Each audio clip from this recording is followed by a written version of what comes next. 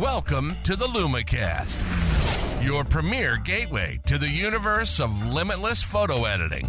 Dive into the galaxy of Luminar software and the dynamic world of AI photo editing. Join us weekly for a burst of creativity and the drive to transform your photos with confidence and skill. Broadcasting directly from Clever Photographer headquarters, it's time to welcome your hosts, Jakub and Holly Linton.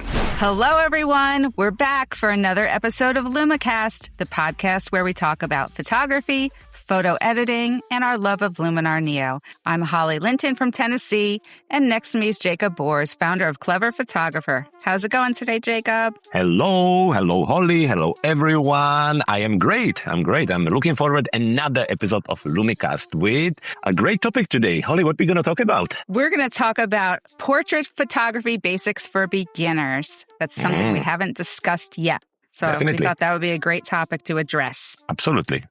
We recently talked about macro photography, which was lots of fun. So we thought, why not tackle the portrait photography as well? Now, we both do more of travel, lifestyle type photography, but still, we want to make sure that we can help you starting with this very popular photography style, the portrait photography. So what are we going to do, Holly? How are we going to approach this? We have about 8 bullet points to discuss, 8 little segments. So we're just going to go through those and just have a little conversation about each one. Great. So what we have first? We'll start off with the simple one. What is portrait photography, or really the important one? What is portrait photography? So what is it, Jakub? Yes, so portrait photography is about photographing people. Surprise! Duh! In a way that shows personality, mood, or a story. It's not just about nice face or sharp photo, although both of them are really important. A good portrait should make us feel something about the person or about the group of people. Now, this portrait photography itself, I think it's super wide, right? It can cover so many different situations and approaches, and it can be super creative or it can be very classy. It can be in a studio, outside. Really, it's just so much things to do there and many things to try. What do you think, portrait photography? Yeah, because it could be family portraits. It could be prom pictures, sports photos. Yeah. Big family Wedding gatherings. Photography as well, I guess. Yeah, that's also portraits. So, they're obviously all different situations that will call for a portrait photograph. And it could be indoors, outdoors. But you don't really need a studio to start with portrait photography. And it's important to have a connection with the person rather than really worrying about your gear as a beginner. So we're going to talk a little bit more about that. And I guess, we're going to talk about how really to get started with it. So, but yeah, obviously portrait photography is pictures of people. So it's really not that complex. Quite right. As long as you understand that it's a little bit more than just walking around taking pictures of the people. There is a little thought behind where you try to show these different things we just talk about. But it doesn't have to be complicated at all, because some people, I think, make it super complicated. So let's start with the gear. What gear do we need, Holly? Well, I am one of the people that has made it complicated. So I'm looking forward to this discussion. But you don't need a lot of expensive gear to get started with. Absolutely. If you can just find good lighting. But obviously, any camera that you have is good enough, even if you're using a cell phone. Yeah. And we talked about lenses in one of our episodes. If you at least have a 50 millimeter nifty 50, that's a great lens to get started with portrait photography. And I've learned in my studies that anything from like 85 to 105 is good in terms of maintaining the, it's a good aspect ratio or good focal length to maintain a person's proportions. Yeah. Whereas, you're not going to use like 24 millimeter. It might make them look kind of distorted. So really, I think just your camera, the right lens, some natural light, and then maybe if you have a reflector, just so you can bounce some light back into the person's face, would be really all you need to start. And just, I think the courage, if courage could be a piece of gear, because if you're an introvert and you're trying to take pictures of other people, I feel like that's maybe one of the hardest parts of it is just having a comfort level with interacting, especially if the people are kind of strangers to you. So what do you think? Yeah, no, absolutely. I think you covered a lot of it already. I definitely wanted to make sure that we mentioned the fact that you can start with the phone. I mean, the phone cameras are more than good enough to get you started with portrait photography. In fact, my sister she's a makeup artist and she also does a little bit of modeling. And she recently did a photo shoot at like a local sort of skate park or the kind of space for maybe teenagers or young adults, where they hang out. And it was all very industrial and very kind of clarity and sharp, like texture like. And the guy took all the photos on a phone, and honestly, they were amazing, the pictures. So you can absolutely start with the phone, because I think for photography in general, it's really important to start, not to wait until you have the perfect lens or you have a perfect gear. Now, talking about the lenses, the reason why we often mention the 50 millimeters is it's not only that it's great for beginners, but generally it's also quite affordable, I think, compared to the 85 millimeters. And honestly, if you get a decent 50 millimeters, you can get some beautiful results, right? Like really beautiful backgrounds and just beautiful look. It can be super sharp. You will really have a lot of fun with it. So ultimately, once you discover the camera basics and the light, which we're going to talk about in a moment, if you have a camera with 50 millimeters lens and choose the right spot and add a little bit of creativity, then I think you can come up with some almost, I would say, professional results, right? Definitely. Yeah, great. Well, I think that's good to start. So if we have a gear, what else we need? Well, what we need is camera settings, right? Camera settings, yeah. What are you going to tell us about camera settings? Well, start by turning your camera on. Ooh, now that's scary itself already. Now, hopefully, I think people are more beginner, not true beginners that don't know how to use your camera. Knowing how to use your gear is important. Absolutely. For any photography. But in terms of basic camera settings, you want obviously the eyes to be sharp. But if you're taking just an individual portrait, that background blur is really welcomed, because you don't want a lot of distracting elements in your portrait. So using a wide aperture, maybe if your camera goes to f1 or f2.8, your lens, you can really blur your background, try to get that nice bokeh that I love. I'm sure a lot of other people love it. And then if you're doing group shots or, more than one person, you might have to use a smaller aperture like f4, f5.6. You just want to make sure you're getting everybody sharp. And then maybe using autofocus if you have a mirrorless camera that can literally put the setting to focus on the eye. And I know some cameras you could pick left eye or right eye, but you're supposed to focus on the eye that's closest to the camera. And what would be a couple other talking points for that? Yeah. So I don't know if you mentioned, but also shooting raw is something that can be really helpful, especially if you're just starting.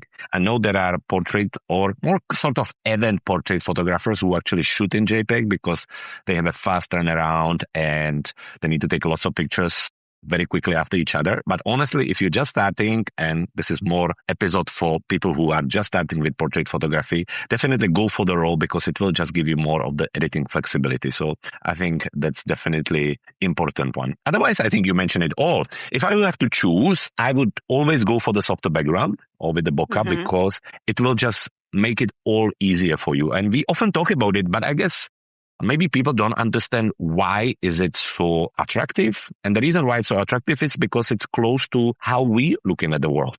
When I'm looking at someone like you, I don't necessarily focus or see or notice what's behind you, right? It's kind of sort of blurry. So when you apply the bokeh, when you apply the soft background, it's more closer to what we see. Never mind the fact, as you mentioned, also it just cleans the image. It gives you clear subject, clear focal point, or without the distraction on the background. Because simple things like, like beans and distractions and mess can just be really distracting for the photo. So I would always start with a lower f-stop to get the soft background. The shutter speed you mentioned, I think that's clear, around that 1/250th of a second or faster. Focusing on eye. Honestly, some of the newer cameras, which don't even have to be expensive, if they are newer, and mostly if they are mirrorless, they will have this eye focusing, and it's like a magic. That just makes the life so much easier, right? I mean, some of these cameras, they not only focus on human eyes, but they can now focus on pets and animals, and like it's crazy. That's just people who didn't use the older cameras, the DSLRs, will not understand how complicated that was, especially when the thing is moving, And yeah, that's about it. I think that's a good start for the camera settings. So what we have next after this? Next would be finding the right lighting for your pictures. So obviously you don't want to do any harsh midday bright sun where people are squinting. Absolutely. We've talked in other episodes, window light is always a nice place for portraits. Just getting nice filtered light, maybe through a little curtain. Look for the catch lights in the eyes. If you're outdoors and it is bright, you can find open shade, maybe like under a tree, and then use the the reflector to try to get a little more light in.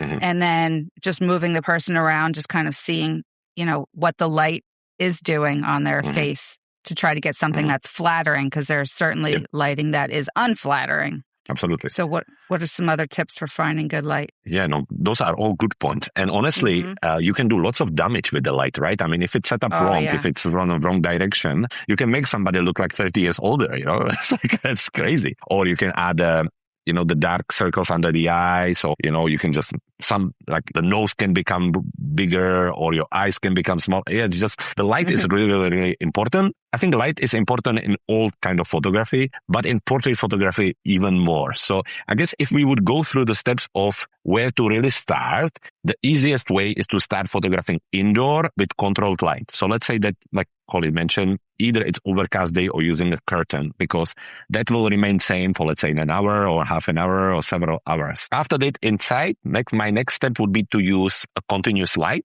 This is a light which doesn't use flash. It just keeps shining, just like any light you have home. And once you adjust it and position it, you can immediately see what it does to the person, if it's creating like beautiful effects or shadows, and you can see it right in front of you. Where in the next step would be using flash. And that gets a little bit tricky because sometimes it can be a little tricky to connect it with your camera, to set it up correctly. And you only see what the flash does once you take the picture. So that's like the next level. And finally, I think that's when it's time to go out, because outside generally it's a little bit tricky to have a control over what's going to happen unless you discover a place, unless it's super overcast or you discover a place where there is a lot of shadow. It can be a little bit challenging to avoid the harsh lights and kind of heat masks and, getting lots of contrast with the shadows. So this would be sort of my step of development or progress on where to start with the lights. I would definitely start indoor with controlled light, use just natural light or something and play with that. And then as you get more comfortable, try to progress through it as I mentioned it. You've done the photography courses, right? Something on a flashlight, if I remember right. Oh, yeah. I've done 3 lighting workshops. Really? I'm not sure we could do an episode on flash because I did not leave there knowing what to do. Plus, if you don't use it, you lose it. As far as anything I did learn, once I go use my flash again, like a year later, I'm like, oh, what am I supposed to do? So that's a whole different topic. Yeah. Absolutely. I just want to add here, we actually doing photography workshop for portrait photographers in September here in UK. It's 1920 team, but that's not important. The important fact is that because we have a whole sort of photography level of students coming, people who are just starting and intermediates and professionals, we actually also have to use a continuous lights, because imagine you have 24 people, different cameras, they all need different receivers for the flashes, and sometimes they cancel each other. So actually for that type of event, we also go for continuous lights because it just makes it much easier. We set up the scene, we set up the model, and then everybody can take their picture nice and smooth. Because, if you have a 15 minutes with the model, one-on-one, and you spend 12 minutes trying to make your flash work, that's not really what you want to happen. Even once you get a little further in your journey, definitely the continuous lights are a great option because, as Holly say, the flash can be a little struggle. So with the continuous lights then your students don't have to use the wireless transmitter. You're not using any flash. Is that what you're saying? Exactly. Yes, Ooh. Exactly. Yeah, I think maybe I could learn at that workshop. I wish I could get there. It looks really cool. Yeah. This will be amazing. I'm really looking forward to it. I'm sure you'll put the link in the podcast chat for people to look at. I will absolutely do that. Yeah. So where are we? Are we in the middle? Well, we're in the middle, but I have one more thing to add to the finding good light. Pay attention if you are, say, under a tree, that there isn't little bits of light leaking through and then putting a little shadow on the person's face. Something to watch out for. 100% agree. Or it could be creative. If you are in front of the window and it has blinds, maybe you want to add those kind of effects to it on purpose. Yeah. So we are halfway through. We're going to take a short break. We'll be right back. If you're listening to the LumiCast podcast, then we share something in common. We love editing photos, and we love Luminar. It's almost breathtaking what this amazing tech can do for you.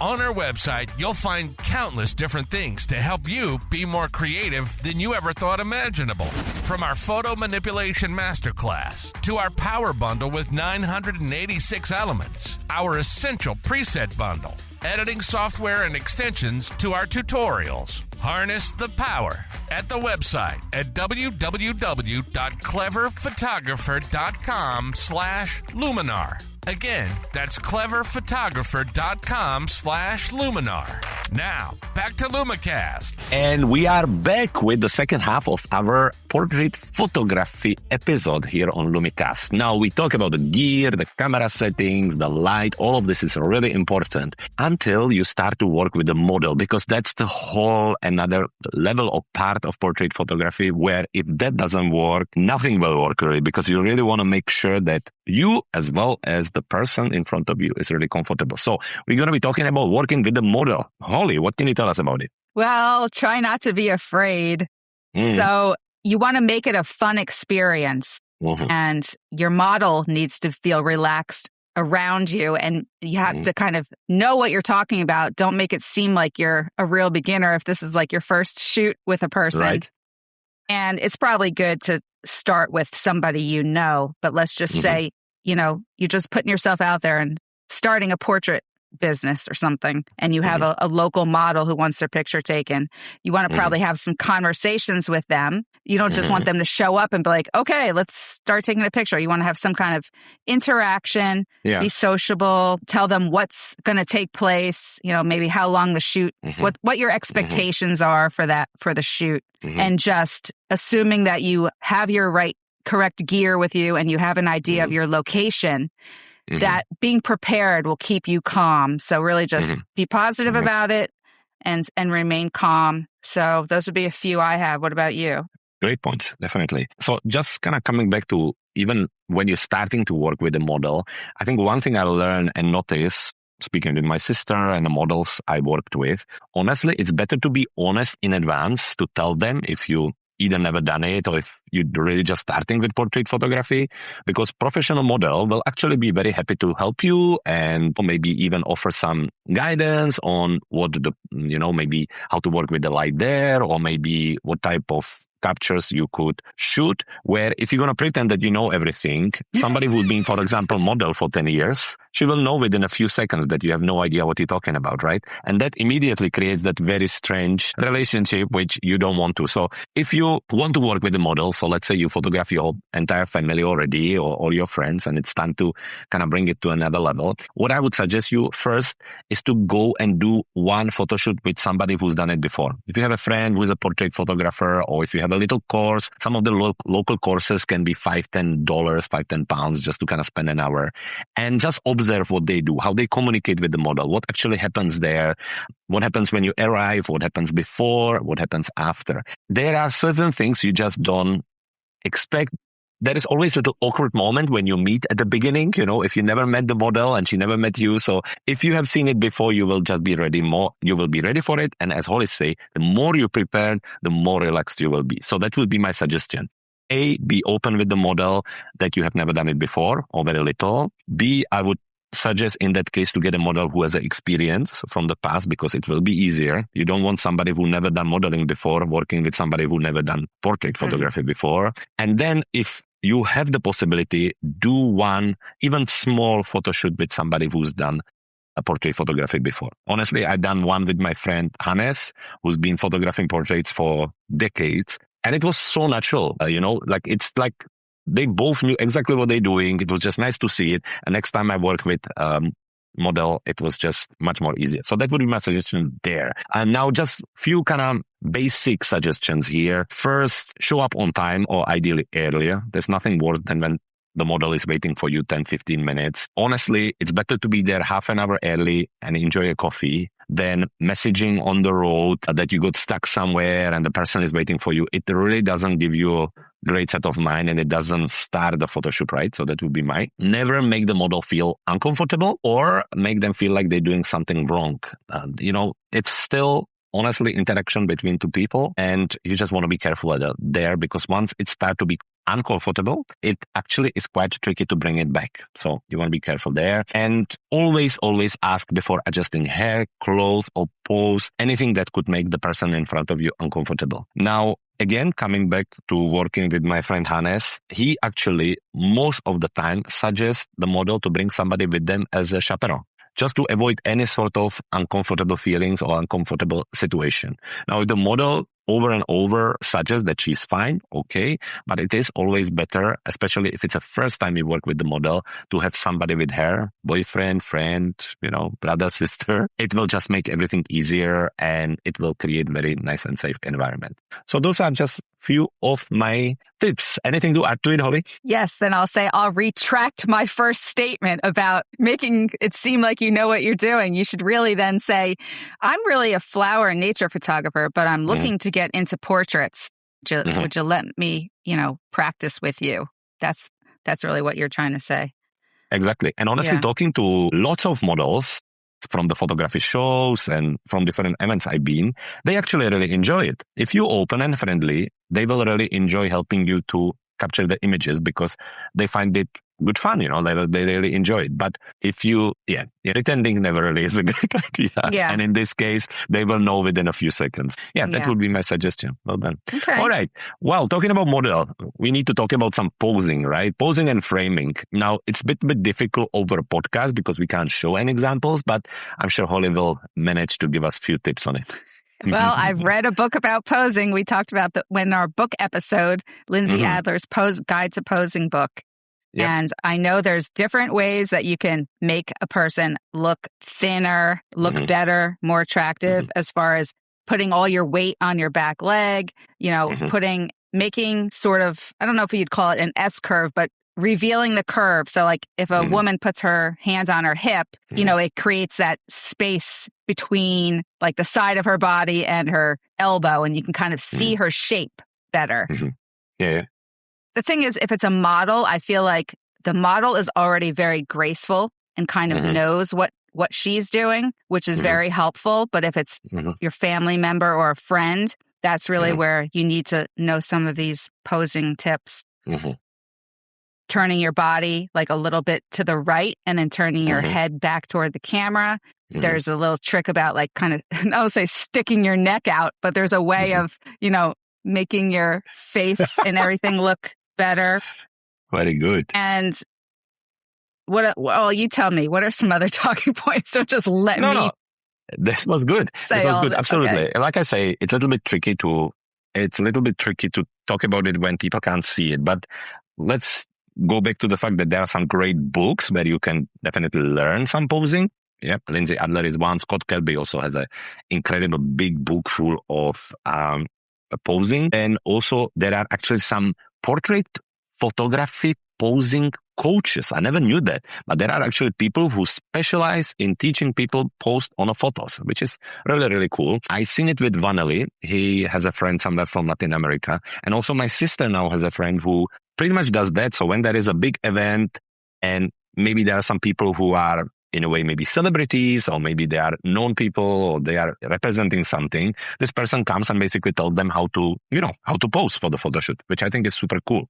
So if you're just starting, again, coming back to working with model, this is why I have suggested that it's better to work with somebody experienced, because you will not have to worry about it. She will know how to pose. And like, I always remember seeing my first photo shoot with a model, like the lady in front of us, she was able to go through like 30 different poses within 15 minutes, they just know what they're doing. That makes it so much more easier.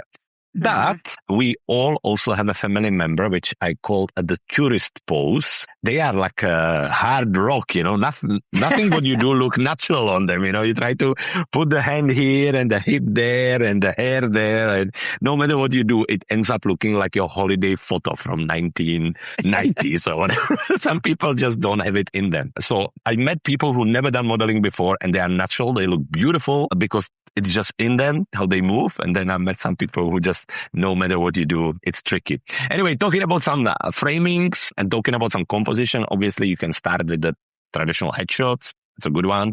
You can also do half body or the full body portraits. And then once you're really ready, you can start to do sort of environmental portraits. This is where you try to combine really nice environment, castles, Victorian halls, churches, parks with the portraits together. Now, this can be a little tricky because sometimes you need to combine the different exposures or basically use the different lights to, you can have a really bright background and then you need to add the light on the model to kind of balance it together. But ultimately, this is the kind of goal where you want to get. Talking about framings and compositions, you want to try to avoid awkward croppings. I think we all seen it, this kind of like hands half cut off and elbows and knees, feet. And yeah, you want to avoid that. Honestly, when it comes to framing portraits, you always want to get a little bit extra so you can crop it in studio or in your photo editor rather than the other way around, because even though the generative AI tools are good, you really want to have it in camera. So I think more is good in this case when you're going to do the framing. Just capture a little bit extra and always crop it in post-processing if you need. Anything to add to that? Yes. In the workshops I did, they would say, if it bends, bend it. So if your arm bends, bend your arm. Bend the body parts that actually bend. And then, yeah, I agree with don't cut things off. Cut it off. If you're going to crop it above where the body part bends. So don't have like half an elbow. Do it above or a little bit below. And then about the family member who's really stiff, you might just need to give them a muscle relaxer before the shoot. Loosen them up a little bit. Yeah, definitely. Yeah. Or I've been at the photo shoot where at the beginning they played really energetic music and they have a little it's not a dance, but it's basically like loosen the muscles, hype a little bit, and it really helps as well. There are many different techniques and ways to do this. And just kind of last quick note for this, I was working with a portrait photographer who is absolutely incredible. And he was telling me that some of the best shots he gets is after the person stopped posing. So he has this photography of a girl, a beautiful, beautiful award-winning shot. And he say, we spent in a studio 2 hours and we tried everything and I just wasn't really happy with what was coming out. Everything looked a little bit staged. And then at the end, when they were all packing, she just I said something funny and she turned around and smiled at me and he took the picture and that's the picture which won the award. So he had like probably 1,000 photos, which he didn't like. And then that one where the person just relaxed worked. So I think if anything, this is a good reminder that, sometimes everything just go out of the way. And if you make the person feel natural and relaxed, it will work on its own. So our point number 7 is sponsored by my portrait photography masterclass because we're going to be talking about photo editing basics. Yes. If you want to check it out, Luminar Neo, as you all know, came out with a set of great portrait photography tools or upgrades of the portrait photography tools. And honestly, the results now are coming up great and natural. And that's what we're going to talk about, Holly, right? We're going to talk about how important it is to keep the portrait natural. Yes. And Luminar Neo does a great job at that. It always has. And absolutely. I have witnessed the improvements myself recently as I was editing a portrait. So yeah, keeping it natural, starting with your typical develop raw, adjusting your exposure and white balance and stuff like that. Checking to make sure your skin tones are natural. So if anything's a little more on the red or orange, or maybe your white balance wasn't correct, you want to make those skin tone adjustments. But in terms of the skin AI is one of my favorites. And you've probably heard on other podcasts, my rule of thumb is I pull it to the age of the person. So that's how, but if you pull it even to 100, you could still see if they have fine lines and some wrinkles, but everything just looks better. And so I feel like even if you have it at a high amount, you do not look plasticky at all in the Luminar portrait tools. Right. So I feel like you couldn't really make that mistake too easily, whereas other software pictures I've seen on the internet definitely look plastic. Yep, I agree. And then the eye enhancing tools are really great. The new under eye shadow enhancer, whatever the proper term or is for that. removal. Yeah. It really works a lot better now. And I've even noticed that the eyebrows works a lot better. I typically would not use that, but I tried it the other day and I was impressed with it. It looked a lot better.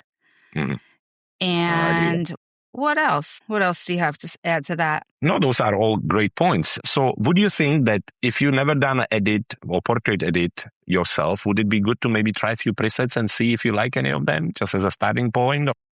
What do you think? Yeah, you could try a few presets. I would say one thing to watch out for in the presets, though, is some of them will do face slimming. So pay attention for the alterations that it's doing, because you might not, or your client or family member might not want their face to be made thinner. That would be the only, warning I would say. But yeah, try it, because some of them are pretty cool. Yeah, no, I agree. And then you could look at all the steps that were taken in that preset and try to recreate them, just to give you a guide as to what has been done. So the presets are ultimately, they have two functions for me. One of them is the fact that you can very quickly edit your photo and maybe get an inspiration on how to edit it for like a special effect. But even more so, they almost work as a recipe book, right? It's like, when you open a recipe book and there is a certain recipe, you're looking at like this really beautiful pasta with shrimps and something. So you're looking at it and you think, I would really like that. So this is when you apply the preset, right? You apply the preset. But then you have to go inside the recipe and see the different ingredients and how they are adjusted, right? If you're going to mix them and fry them and so on. So ultimately, this is a great way to learn editing, and portrait editing especially, because it can be a little bit tricky, is to apply the preset you like. And if you like that look, then you go into the edits and see what was applied. And you can really go tool by tool and try to understand what it does, because when you click on one tool, it will show you what it did to the image. You click another tool, it will show you what it did to the image. And this way you can really learn and improve. So I think presets are a great way to learn portrait editing. Of course, as Holly mentioned, everything starts with the basic development. That's really, really important, because good solid base, good solid development at the beginning will make everything else after easier. But if you really struggle, this would be my suggestion there. So yeah, I think that's super simple. Ultimately, not just Luminar Neo, I think across the whole photo editing offerings, there are some amazing tools now for portrait photographers. So you can have as much fun as it was capturing these images, editing them, and just be really creative with it. Enjoy the ride. I have found that a portrait edit goes a lot faster than any other edit that I do also, because you are just doing the quick development and then just focusing on making the face look better. And then, there's not always a whole lot of other tools that you need to use. Obviously you can, and then you can get crazy with adding, light leaks and overlays and things if you wanted, but you really move it along with all these tools. And I also will note that I noticed that the blemish removal tool really has improved a lot in the last update. It works a lot better. Yeah, I think the masking have improved massively there. Definitely, the selections of different parts, and because when we did the upgrade episode, we sort of mentioned the new tool, obviously, or the upgraded tool, the Bokeh AI. We talk about the skin AI and just the dark circles removal. But honestly, all the sliders just work a little bit better now. So if you have in past thought, it doesn't really look great, it doesn't give me great results, go back and try it again. You will see the difference. It's absolutely noticeable. Do you think, Holly? Definitely. Yeah, I do think it's a lot improved. And I just started doing your photo portrait masterclass. And it's amazing, right? Of course. It's always amazing. And maybe we could do a whole episode about the masterclass once I finish it and come up with my list of questions that I always come up with. Sounds great. Yeah, absolutely. All right. Well, that was a 7 point. And now, before we leave, I feel like it's a good idea to maybe set a simple first portrait shoot plan for anybody who's starting out. So, Holly, do you want me to do it, or would you like to? I can start with it. Go for it. It's kind of wrapping up everything that we've already discussed. So your first order of business is, who are you going to take a picture of? Find a friend or family member. Keep it simple. Maybe don't start with a model as your first subject. So find a willing volunteer. Let them know that this is your first time shooting portraits with people. No hiding things from them, as I had said earlier.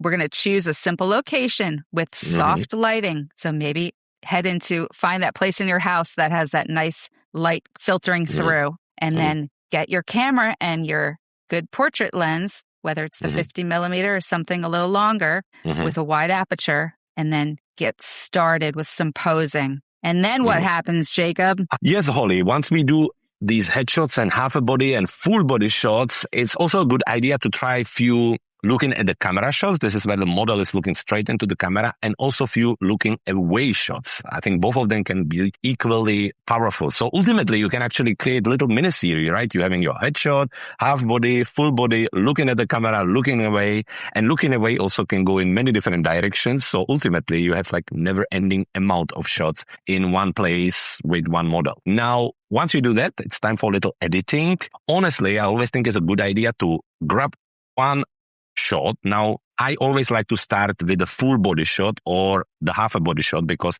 I want to have as much in that frame as possible. I edit it, and once I edit it, I basically just copy that edit and paste it on the rest of that photo shoot, because most of the settings will be similar. You know, your light is similar and your camera setting will be similar and the conditions will be similar. And then I go one by one through that first maybe 5 or 10 favorite images and just fine tune them to maybe add little less brightness, maybe do a little bit, dodge and burn or any further enhancements there. So that would be my suggestion there. Start with one photo, edit fully, and then copy and paste it to the rest of the photos, get the edits, check them out, pick up your 5 favorite and edit them fully. And the idea is that you will learn as you go. Now, as we know, in photography, we never perfect. We always learn. But for portrait photography, it goes even further. That is a really difficult way to learn unless you're doing the shooting. Landscape photographer can go around, take lots of pictures. He doesn't need anybody for it. Where with portrait photographers, you really need to go around and start shooting as much as you can. Maybe start with the family, start with the friends, then move on to models. Some models, once you're comfortable, will actually quite happily do a free photo shoot where you photograph them, but then you give them the images. So, so it's almost like a deal. So you get the opportunity to photograph them and they get the images so they can use them for portfolio and for their activities. So you can really be creative with it and take it further. Anyway, I think that portrait photography is incredible. If you think that it's a good idea or something you would try, definitely go for it. We just covered the basics, everything from what the photography is to the gear you need, to the camera settings, to the model suggestions. And just go for it and have a fun. Holly, what do you think? Any last words on portrait photography? Yeah, probably check to make sure that you're focused, because before, the shoot's over, I recall any time I've done portraits, I'm in such a panic mode, stressed out, interacting with people, that you could easily just not be paying attention, paying as much attention as you would if you're taking a picture of a flower or a landscape, because you're so have such anxiety. Right. So zoom in or whatever you need to do with your little magnifying glass on the back of your camera to make sure, especially if it's like a group of people. Because I could picture myself forgetting to put a smaller aperture if it was a few people in the picture, because I'm so used to shooting, at f2.8. So think of all the little details that have to go into it. See if their shirt collar is bent the wrong way, or they're, paying attention to those kind of details before you wrap it up for the day and then never have the person back. So... And then would you also suggest that you should show them some of the pictures and maybe edit the ones that they think they really like? Or do you once you get there. Yeah, I think this is maybe a little bit for later on. If you're just starting, that's not necessarily something that you need to do. But I think talking about working with the model at the beginning, once you take few shots, showing it to them, just make them again a little bit more comfortable. So I think that's a good idea. And like you say, checking on the back of your camera for all these things is really great. At the same time, we both know that it will happen to you, like it happened to all of us, And the good thing is that once you do it once, I remember doing a photo shoot here in church and end up with super blurry photos because I haven't adjusted my settings. The good thing is you will not do it again. So nothing to worry about. Everything happened once. Yeah. And just like in anything, you just got to keep doing it. And before you know it, then you'll have a comfort level and never be nervous about it. So Absolutely. it's just one of those things. If you're not typically a portrait photographer, it's only natural that you'll be a little bit wary of what you're doing. But that's about it. So I think it's Good. It's a good skill to have, because even if Absolutely. you're not embarking on it as a career, it's great to be the family portrait photographer at your family functions, or being able to document your kids' sporting events and, birthday parties and things like that. So it's good to know how to do portraits. I feel like it's good to know how to do a little bit of every genre of photography. Yeah. So Yeah, absolutely. All right, folks, that's it from us. We hope that we inspired you or give you a little bit of confidence to go out there and start. For today, thank you very much for joining us. Have a great week, and we will see you again next week on Friday. Holly, thank you very much. you're welcome. Bye, everybody. Bye-bye. And that's a wrap. Now, there's only 3 things left to do. Subscribe to this podcast so you never miss a future episode. Visit our website at cleverphotographer.com/LumiCast to see what we have in store next. And stay creative and keep editing your photos no matter what anyone says.